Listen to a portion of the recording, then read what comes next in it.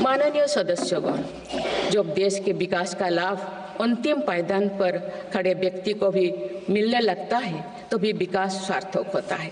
मेरी अंत्योदय की वह भावना है जिसके प्रति मेरी सरकार संकल्पित रही। साथियों नमस्कार। साथियों, करोड़ों केंद्रीय कर्मचारी और पेंशनरों के हित में संसद से एक बड़ी खबर आ रही है, जिसको आप खुशखबरी भी कह सकते हैं। माननीय राष्ट्रपति ने 8वें वेतन आयोग को लेकर अपनी सरकार की बात रखी है। आप बिल्कुल ठीक सुन रहे हैं और अच्छी बात भी है।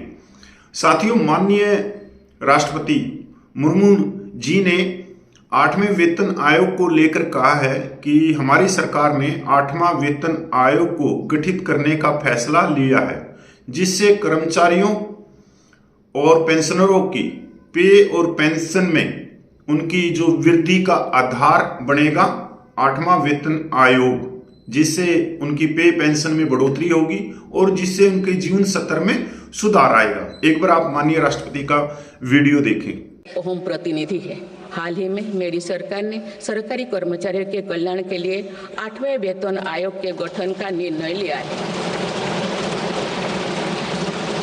ये निर्णय आने वाले वर्षों में सरकारी कर्मचारियों के वेतन में बड़ी वृद्धि का आधार बनेगा।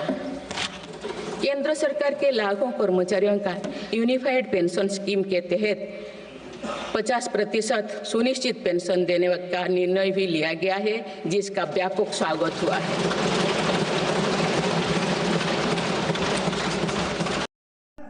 साथियों, आप लोगों ने माननीय राष्ट्रपति मुर्मू जी का वीडियो देखा भी और सुना भी। अभी संसद का सत्र चल रहा है।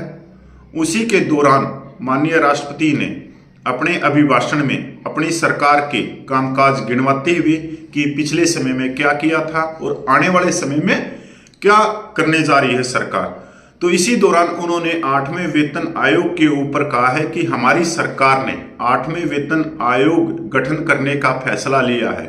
इससे केंद्र सरकार के करोड़ों केंद्रीय कर्मचारी और पेंशनरों की वेतन और पेंशन बढ़ने का आधार बनेगा 8वां वेतन आयोग और उनका जीवन स्तर बेहतर होगा। और साथ ही साथ माननीय राष्ट्रपति ने कहा कि भाई जो देश के विकास में कर्मचारियों का सबसे बड़ा योगदान है। साथियों, इसके लिए हम माननीय राष्ट्रपति का भी धन्यवाद करते हैं कि उनके अभिभाषण में 8वां वेतन आयोग का चर्चा हुई और सबसे बड़ी बात यह है कि केंद्रीय कर्मचारी और पेंशनरों के हित की बात हुई। साथियों, अब दूसरी बात पे आते हैं, क्योंकि इसके साथ ही साथ में बहुत सारे प्रश्न आ जाएंगे कि गठन तो हो गया, अब इसका नोटिफिकेशन कैसे निकलेगा। तो साथियों, उसकी भी एक प्रक्रिया होती है। अब देखो, आपने बहुत सारे सोशल मीडिया पर लेटर देखे होंगे कि जो वित्त मंत्रालय वो सुझाव मांग रहा है हर एक मंत्रालय से, चाहे रेलवे मंत्रालय है, कोयला मंत्रालय है, रक्षा मंत्रालय है, या जो कर्मचारियों के जो संगठन है उनसे भी वो सुझाव मांग रहा है। वो सुझाव किस प्रकार के कि क्या क्या आप लोगों की डिमांड है, क्या क्या आप सरकार से अपेक्षा रखते हो कि कितनी न्यूनतम वेतन होना चाहिए, कितना अलाउंस होना चाहिए, क्या क्या चीजें। फिर वो जब वो सारे सुझाव इकट्ठे हो जाएंगे तो सरकार उसमें से उन सुझाव में पूरे सुझाव को इकट्ठा करेगी और एक नोटिफिकेशन निकालेगी जिसका अध्यक्ष और जिसके मेंबर होंगे, और उनको वो सुझाव सारे दे देंगे कि इसके ऊपर अपनी रिपोर्ट देनी है।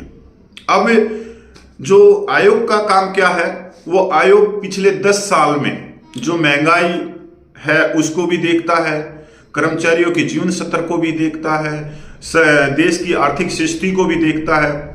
इसके साथ ही साथ में जो आयोग है, अगर 4 जनों का परिवार हुआ, उन 4 जनों के परिवार में कितना खर्च होता है एक महीने में, कितना भाई खाने में होता है, कितना भाई खाने पीने में, ये उसके साथ में कपड़ों में, दूसरी चीज़ों में, जैसे बच्चों की पढ़ाई में, भाई जो तेल में अपने गाड़ियों में डलवा लेते हैं, बिजली में, मकान के किराए में, इन सारी चीज़ों को आधार बनाते हैं। मतलब सारी चीज़ों को आधार बना के और फिर आयोग अपनी रिपोर्ट देता है। अब मान लीजिए, जैसे छोटा सा एक सिंपल सा उदाहरण कि जैसे भाई रक्षा मंत्रालय ने मिलिट्री सर्विस पे का एक सिफारिश कर दी कि जो आज मिलिट्री सर्विस पे 15,500 है वो 45,000 होनी चाहिए। तो आयोग उसमें देखता है कि 45,000 होनी चाहिए या नहीं होनी चाहिए, क्योंकि वो फिर वो 10 साल का देखेगा।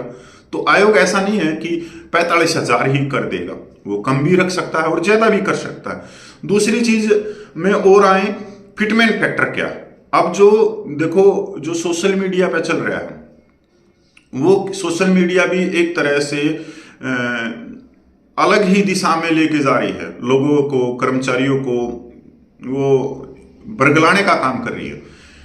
क्योंकि अभी तक आयोग का नोटिफिकेशन बाहर नहीं निकला है और अभी से सोशल मीडिया कहने लगी 1.92 या 2.08। तो यहां पर यह भी देखने की जरूरत है कि 1.92 से एक न्यूनतम वेतन जिसका 18,000 रुपये है, तो उसकी 5,000 रुपया ही बढ़ोतरी हो रही है वेतन में। अगर 2.08 की बात करें तो 10,000 रुपये की बढ़ोतरी हो रही है। और 2.86 की बात करें जो कम से कम इससे ज्यादा ही होना चाहिए, और 2.86 पे तो मीडिया बोल ही नहीं रही, मैं ही बोल रहा हूं। तो 2.086 से ज्यादा होना चाहिए। अगर 2.086 भी देते हैं तो 20,000 रुपये की बढ़ोतरी है न्यूनतम वेतन वाले की, कि उसकी 18,000 से 51,000 के करीब हो जाएगी। पर इससे भी ज्यादा चाहिए, कम से कम 3 पॉइंट के करीब आना चाहिए फिटमेंट फैक्टर, जब जाके केंद्रीय कर्मचारियों के जीवन स्तर में कोई सुधार आ सकता है। वहीं पर जो आईएलसी की जो रिपोर्ट है, जिसके ऊपर उसने 3 जनों के परिवार में 1 महीने का खर्च दिखाया है, उनके मतलब जो खाने पीने का सामान है, बच्चों के विकास में है, इसके बाद में पेट्रोल डीजल का, बिजली का, मकान का किराए का और कपड़ों का, शादी ब्याह का, फेस्टिवल का, तो उसने जो खर्च दिखाया है 1 महीने में 41,000 रुपये। तो उससे ज्यादा जानी चाहिए, तब जाके जीवन स्तर में कोई सुधार हो सकता है केंद्रीय कर्मचारियों के में। तो साथियों, ये अच्छी बात आ रही है कि भाई माननीय राष्ट्रपति ने भी अपने अभिभाषण में 8वें वेतन आयोग के बारे में कहा है। धन्यवाद भाई सभी को।